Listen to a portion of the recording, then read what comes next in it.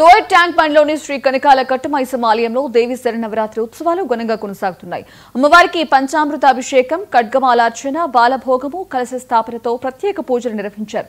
9 రోజుల పాటు అమ్మవారు రోజుకొక అవతారంలో దర్శనమిస్తారని ఆలయ అధికారులు చెప్పారు.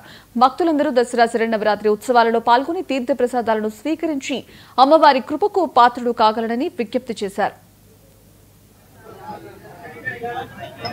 దేవాలయం లోయర్ ట్యాంక్ బండ్ హైదరాబాద్ దేవాదాయ ధర్మాదాయ శాఖ వారి ఆధ్వర్యంలో గోల్కొండ వంశీయుల పర్యవేక్షణలో ఈ దేవి శరన్నవరాత్రి ఉత్సవాల్ని చాలా అత్యంత వైభవంగా నిర్వహించడం జరుగుతుంది.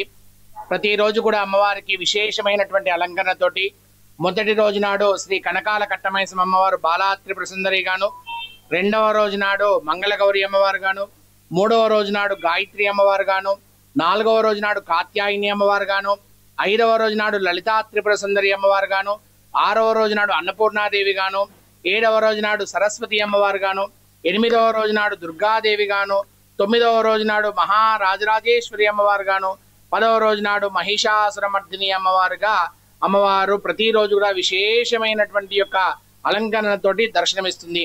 శ్రీ కనకాల కట్టమైసమ్మ అమ్మవారి దేవాలయంలో ప్రాతకాలం 5:30 పంచామృతాభిషేకాలతోటి అమ్మవారి యొక్క కైంకర్యాలు ప్రారంభం చేసుకొని అమ్మవారికి అభిషేకానంతరం వివిధ పుష్పాలతో చేసినటువంటి యొక్క పుష్పాలంకరణ సేవ, ఖడ్గమాల కుంకుమార్చన, లలితా సహస్రనామార్చన, ప్రతిరోజు కూడా రుద్ర సహిత చండీ హోమం కార్యక్రమము.